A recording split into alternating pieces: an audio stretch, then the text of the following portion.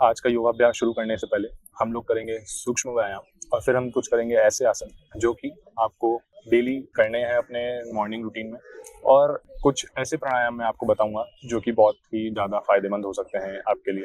नमस्कार, मैं आशीष जैन, एक सर्टिफाइड योगा इंस्ट्रक्टर, फिर लौटा हूँ एक नए वीडियो में जहाँ हम बात करने वाले हैं हाई ब्लड प्रेशर की। अगर आप मेरे चैनल पर नए हैं और मेरे वीडियो को पहली बार देख रहे हैं तो लाइक कीजिए इस वीडियो को, सब्सक्राइब कीजिए मेरे चैनल को। नए नए तरीके आपको बता पाऊँ कैसे आप योगा से स्वस्थ रह सकते हैं। हाई बीपी एक बहुत ही ज़्यादा नॉर्मल बीमारी हो चुकी है आज के टाइम पर। नॉर्मली 40 प्लस की एज में, चाहे वो आदमी हो या महिलाएं, सभी को अक्सर अब ये बीमारी होने लगी है। ये बीमारी होने के कई कारण हो सकते हैं। हो सकता है कि ये जेनेटिक्स की वजह से आ रही हो सकता है कि आपका खान पान ज़्यादा ऑयली है, ज़्यादा फास्ट फूड आप इंटेक करते हैं तो कोलेस्ट्रॉल आपके शरीर में जमा हो रहा है धीरे धीरे, या फिर आप बहुत ज़्यादा स्ट्रेस और टेंशन के एनवायरनमेंट में रहते हो। बीमारी के कारण कई हो सकते हैं, लेकिन मैं आज बात करने वाला हूँ ऐसे योगाभ्यास की जो कि बहुत ज़्यादा मदद करेंगे आपको अपने हाई बीपी को कंट्रोल करने में और एक स्वस्थ जीवन जीने में। हाई ब्लड प्रेशर होता क्या है? हाई ब्लड प्रेशर तब होता है जब हमारी जो नसें हैं, वेन्स जो है हमारे शरीर में, उन पर खून का दबाव बहुत ज़्यादा पड़ता है और नसों में कोलेस्ट्रॉल जमा होने लगता है, जिससे कि हार्ट पर बहुत ज़्यादा जोर आने लगता है ब्लड पंप करने के लिए। इसी बीमारी को आसान भाषा में हाई ब्लड प्रेशर कहते हैं। तो आइए शुरू करते हैं हमारा आज का योगाभ्यास, जो कि स्पेशली सिर्फ उन्हीं लोगों के लिए है जो कि ग्रसित हैं हाई बीपी से। तो शुरू करते हैं हम। पहले आप नॉर्मल सुखासन की पोजीशन में बैठ जाइए, हाथों को बिल्कुल स्ट्रेट कर लीजिए ऐसे योग मुद्रा में, कमर आपकी बिल्कुल सीधी और गर्दन आपकी बिल्कुल स्ट्रेट। नॉर्मल इनहेल एक्सहेल आप करते रहिए। 5 बार इनहेल कीजिए, 5 बार एक्सहेल कीजिए। होल्ड आपको सांस को नहीं करना है।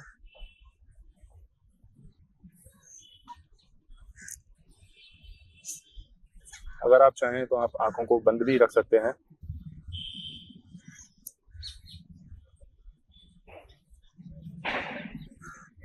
नॉर्मल इनहेल एक्सहेल करने के बाद अब हम लोग करेंगे गर्दन की कुछ एक्सरसाइजेस, जिसमें आपको क्या करना है कि इनहेल करते हुए गर्दन को पीछे लेके जाना है और एक्सहेल करते हुए गर्दन को आगे। एक बार फिर से इनहेल, एक्सहेल। एक बार और इनहेल, इनहेल करते हुए पीछे, एक्सहेल करते हुए आगे।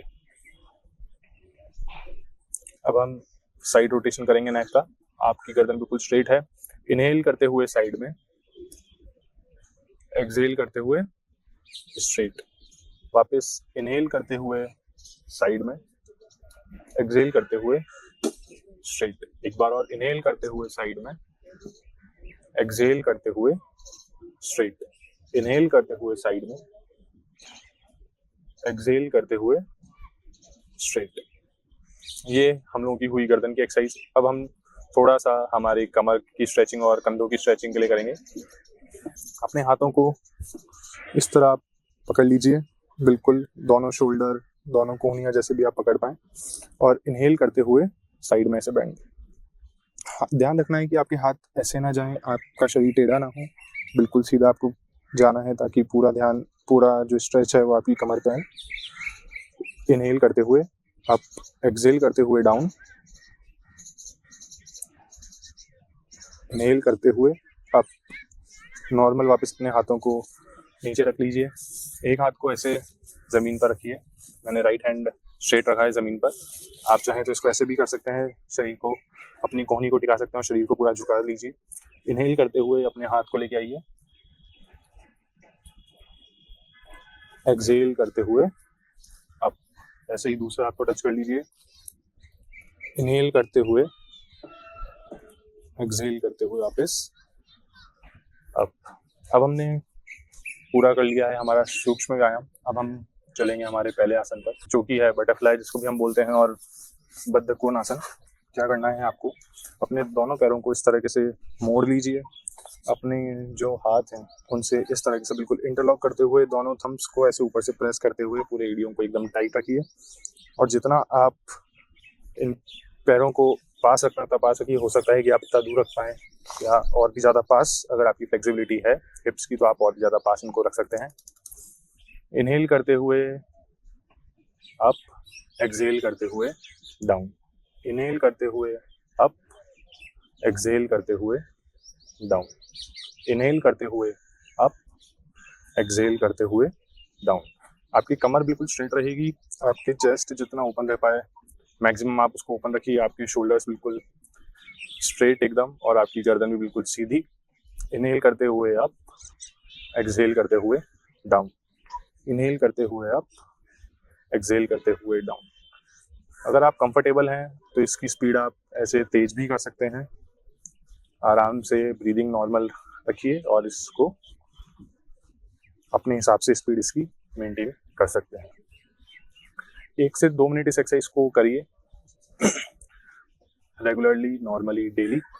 ये बहुत ही ज़्यादा इंपॉर्टेंट एक्सरसाइज है और ये एक्सरसाइज बहुत ही ज़्यादा फायदेमंद है। मेल्स में अगर प्रोस्टेट की प्रॉब्लम उनको है और फीमेल्स में अगर पीसीओडी की समस्या आपको रहती है तो एक्सरसाइज बहुत ही ज़्यादा इंपॉर्टेंट है। साथ ही साथ ये एक्सरसाइज बहुत ही ज़्यादा बेनिफिशियल है आपकी हिप मोबिलिटी को इम्प्रूव करने के लिए। 1 से 2 मिनट करने के बाद आप नॉर्मल सुखासन में आ जाइए। रिलैक्स अपने पैरों को दीजिए। हो सकता है कि आपके पैर दर्द करने लगे हों हल्के से, तो आराम से आप नॉर्मल सुखासन में 5 से 10 सेकंड बैठ के रिलैक्स कर सकते हैं। नॉर्मल ब्रीदिंग आप अपनी चलने दीजिए। इसके बाद हम हमारे नए आसन में जाएंगे, अलग आसन में, जिसका नाम है बालासन या चाइल्ड पोज जिसको बोलते हैं। कैसे करते हैं इस आसन को? वज्रासन की पोजीशन में आपको बैठना है, बिल्कुल इस तरह के से।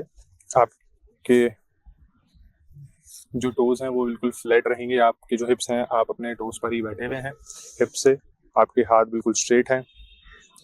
आपको नीचे झुकते हुए, हाथ स्ट्रेट रखते हुए अपना सर जमीन पर टच करना है ऐसे। हो सकता है कि आपका सर जमीन पर टच नहीं हो, तो आप क्या करेंगे कि एक हाथ को ऐसे मुट्ठी बना के फोल्ड कीजिए, दूसरे को इसके ऊपर ऐसे मुट्ठी बना के फोल्ड कर लीजिए, रख लीजिए और सर यहाँ तक ही लेकर जाइए।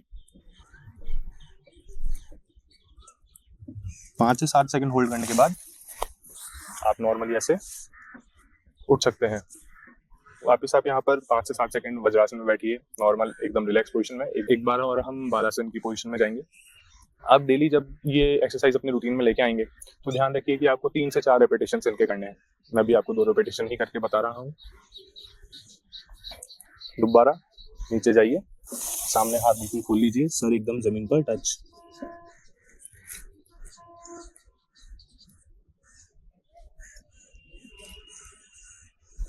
चार से 5 सेकंड होल्ड करने के बाद वापस आप ऊपर आ सकते हैं।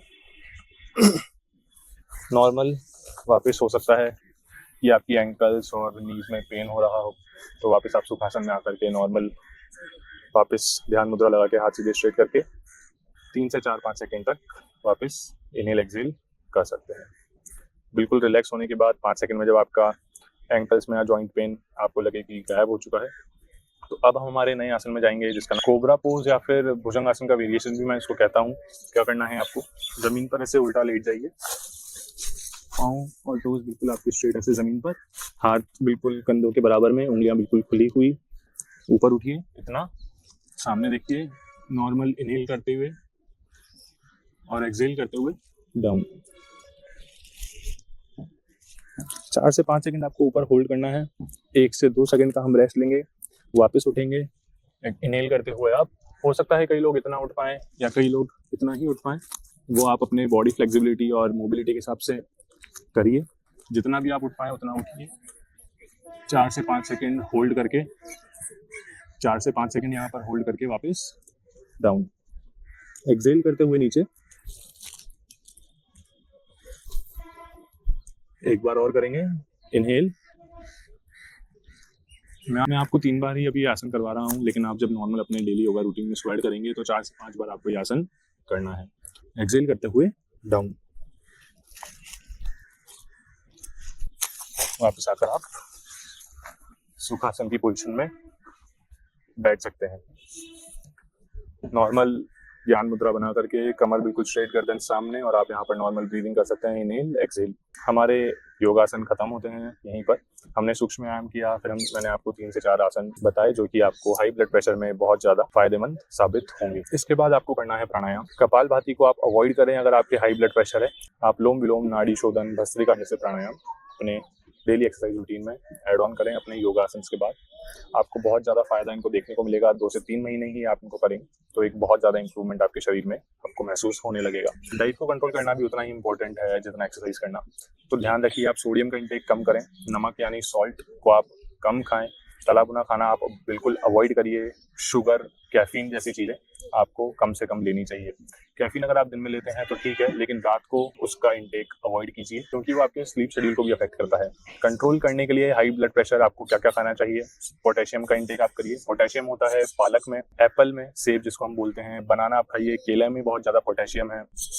आप खा सकते हैं गार्लिक कई लोग अवॉइड करते हैं, आप खा सकते हैं लहसुन, उसमें बहुत ज़्यादा पोटेशियम की मात्रा मिलती है। आशा करता हूँ आपको मेरा आज का वीडियो पसंद आया होगा। मैं आशीष जैन फिर मिलूंगा एक नई वीडियो में जहाँ हम बात करेंगे स्वस्थ रहने की। नमस्कार, मैं फिर मिलूंगा एक नई वीडियो में जहाँ पर हम बात करेंगे स्वस्थ रहने की। तब तक खुश रहें, स्वस्थ रहें।